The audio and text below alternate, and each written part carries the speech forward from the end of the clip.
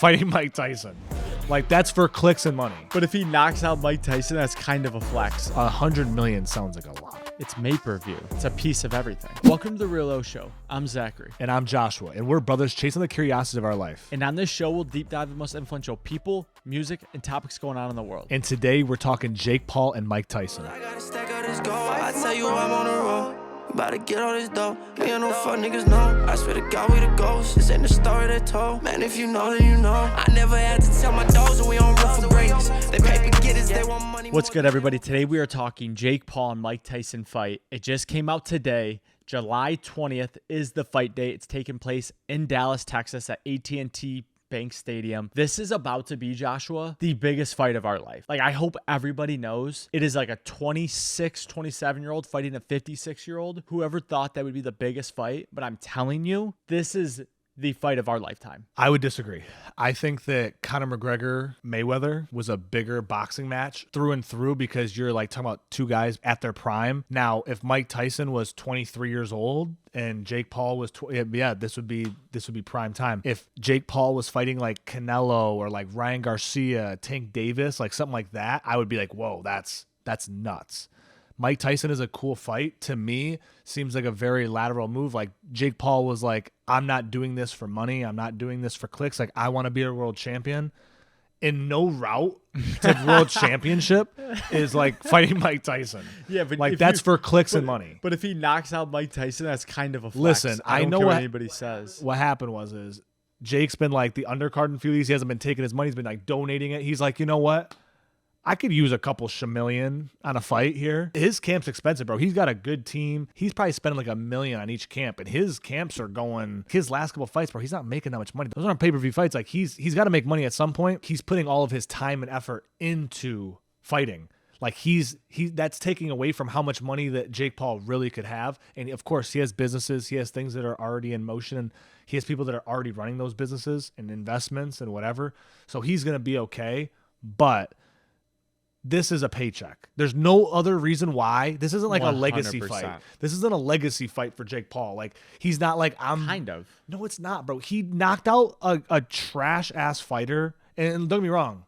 It's like, in the boxing world, you could consider that like that was a good boxing move for him. Get another win. You're fighting a more experienced fighter. I don't even remember the fucking guy's name. He's so forgettable. Mr. Irrelevant. Yeah, Mr. Irrelevant. Knocked him out in literally like 30 seconds. Yeah. And it's like...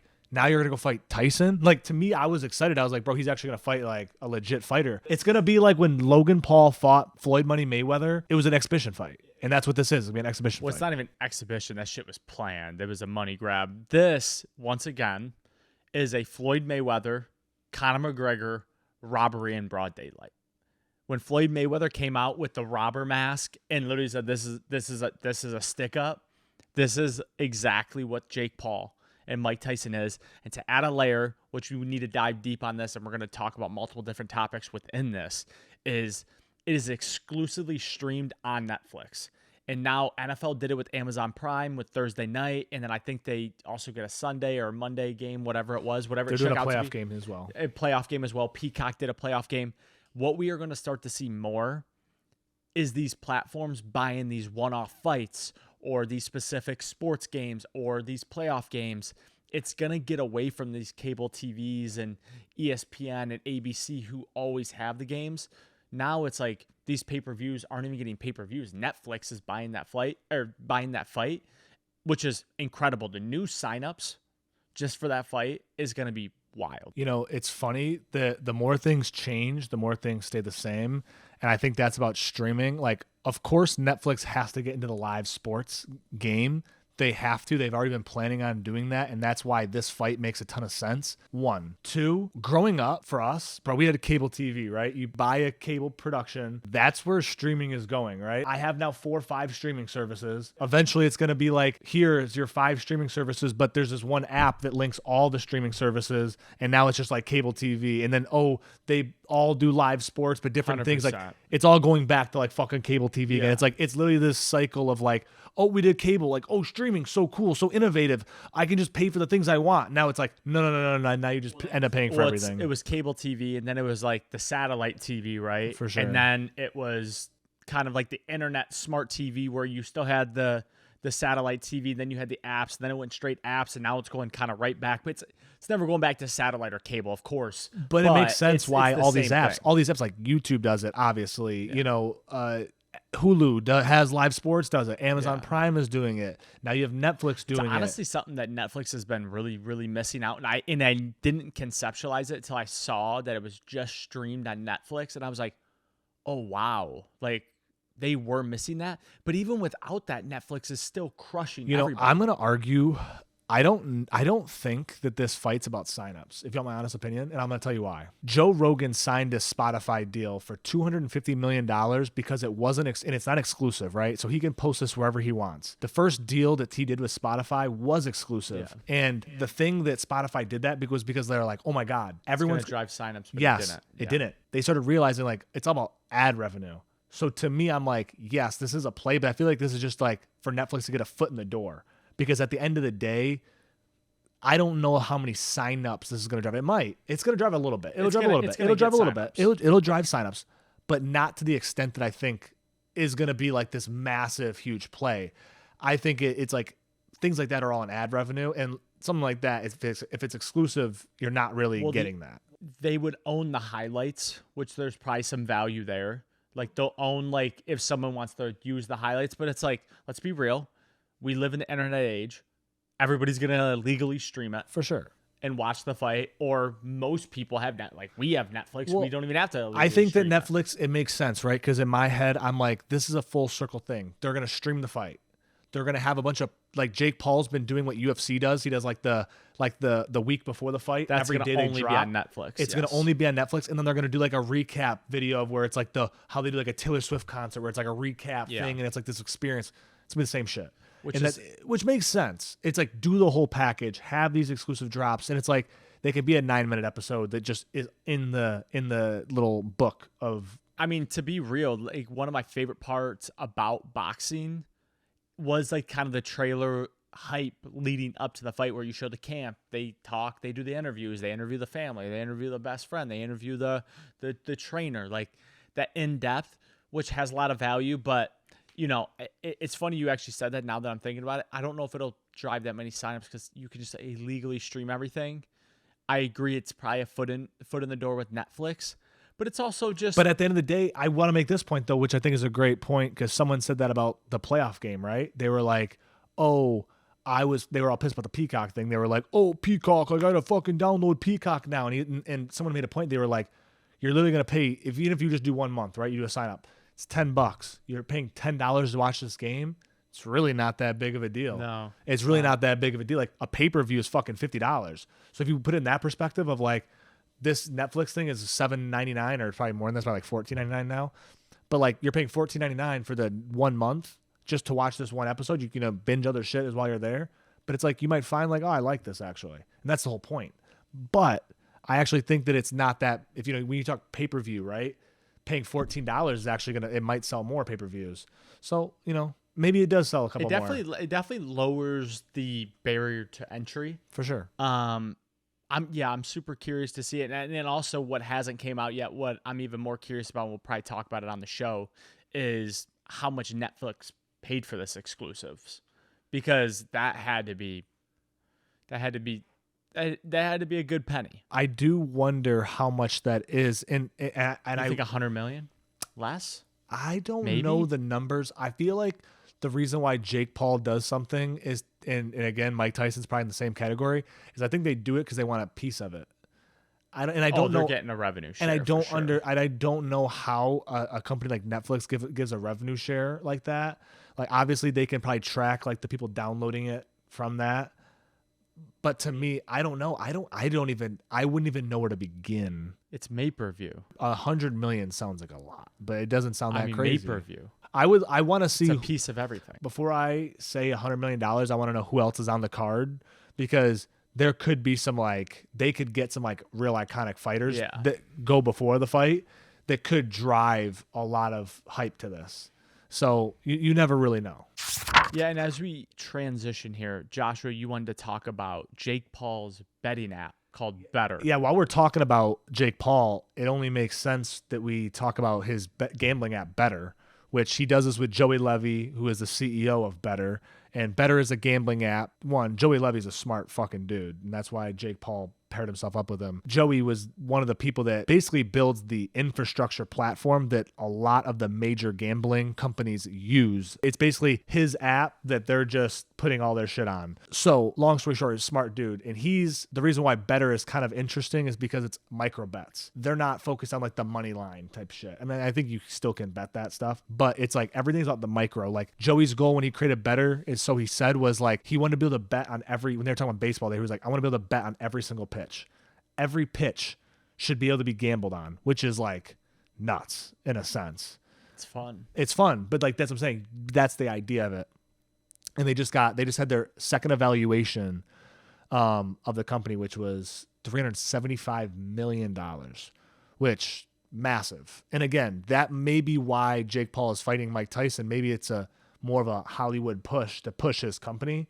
It could be. I don't know. You want to know what I'm curious about as we kind of talk about this, and obviously DraftKings and FanDuel run the gambling space. Like, let's be real, they run it, and then you have everything. ESPN and now Penn that they're trying to come up with a sports book, which is obviously going to be big because you have the ESPN. There's so much platform, you have the competition. rights, Prize Picks, ton of competition, but illegal gambling. You still have bookies. Yeah. I mean, you can go to fucking Vegas and place a normal bet, not on the platform. Like, and I mean, that's any casino.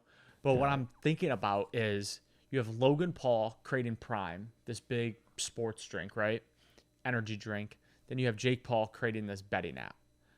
Do you think they're building this to sell it? Or do you think 100%. do you think they're like, fuck it, let's just keep it and let's just keep building it because we think we can do it better? Or do you think a DraftKings FanDuel is going to come and buy this? You know, some big soda company is going to come and buy Prime. I don't think that you build any company today with the idea of like, I'm going to steal market share from like a giant.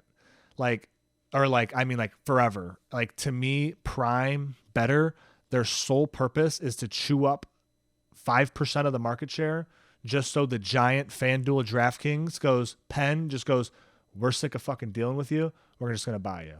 That's the only route. But then to what's take. next for them after that? Take over. Ride off in the sunset? No, I could see a Jake Paul, and this is a 2024 prediction.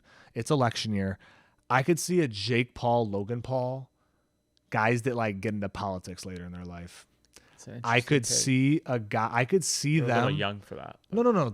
Listen, this is for 2045. Us. When we can look back at this is just me calling my shot now in 2024. Well, that's my biggest fear. This is the I Donald think Mr. Trump. Beast is going to do that. No. Mr. Beast is 1,000%. But That scares me. But listen, this is what I think, Zachary. All presidencies is a puppet. What better puppet to use than an influencer that already has a ton of following that is just basically like, I will get used. I will do this for money, power, fame, whatever, insert whatever you get. I couldn't see Jake Paul doing that. Not Jake Paul, but Logan Paul, 100%. Yeah. I could see Mr. Beast doing it for sure. Mr. Beast, 100%. Is Mr. Beast an industry plant? No. I'm sick of all this industry plant shit. Everyone's like, this person, industry plant, this person, like, okay, man. Could they be? Of course. But I bet you the person that's an industry plant is the person you're not thinking is an industry plant. Agreed. I don't think, like, I saw the other day, they were like, 4 bats, like, Drake is remixing it, dropping tonight, right? Is that real? That is real. It's dropping tonight. Interesting. And it's going to be fucking hot. It's going to probably break the internet. I never even saw the snippet. And I called that, by the way. I literally said, I was like, Drake's going to hop on this. Whatever. It's not on wax, so I can't really claim that. But everyone thinks that 4 bats is an industry plant because Drake obviously is going to hop on his thing. And all I could think of was no, this guy doesn't have just 4 songs. Like, this motherfucker had a catalog. He had like 100,000 monthly listeners on Spotify, then deleted his whole catalog. Yeah. Then restarted the catalog. It's not like this guy just came up overnight. It's even the same with like that Bobby girl, who everyone's like, that bitch is industry plant. Drake got like, no, bro, she was grinding as a comedian for a decade. She just had this one idea that finally worked. That's how it always happens, bro. You're hustling at something, and this one idea finally worked. An industry plant, it's not like they're just picking somebody out and be like, you go straight to the top. It's somebody who's hustling. It's like we were talking about off camera. Like, it's somebody they know they can manipulate and control. That's what it is. It's not that people are just like out of nowhere, overnight success, like out of nowhere. They're usually grinding, but they pick the right person, right? They're not trying to make everybody an industry plant. The only industry plant that I've ever believed is Cardi B. Oh, I'm sold on that. The only one that I've ever believed it, because the way that she just dumbers the population with everything she has. Even like, bro, I watched this like video of the Sexy Red Drake song where it's like, hands on your knees, hands on your knees. Now shake that ass for Drake. Now shake that ass for me. I watched this fucking like these like 3-year-old, like a group of like 3-year-old black girls like dancing to it, and all I could think, I was like, man, like that's not the best song. You know, I'm gonna do for a the video. young generation. I'm gonna do a short video on this, like a deep dive video of What If I Told You, and it's literally about how the federal government forced record executives to push gangster rap music more, violent crimes, drugs, because they wanted to make these private prison systems more money, because the record labels were investing in the private prisons. So they were then getting after these record executives to then push the artists and the managers to make more gangster music, and then they would promote the gangster music on the billboard or on the radio or on the CD, and they'd put dollars behind it, and that's obviously increased incarnation. I mean, that makes complete sense. It's the same reason why pharmaceutical companies own hospitals, and it's a fucking full circle. It's like, wild. what do you mean? It's all full circle. But if you made it this far, drop a like, leave a comment, share. Talked about a lot of topics today, actually. We got brand new mic stands if you're watching on video. If you're on audio, hopefully we sounded all right. But we appreciate you tuning in. Till next time. Peace. I got a friend from my bros, I got a stack of this gold. I tell you I'm on the road. About to get all this dough. Me and no fuck niggas know. I swear to God we the ghosts. This ain't the story they told. Man, if you know, then you know. I never had to tell my dogs that we on rough for greatness. They pay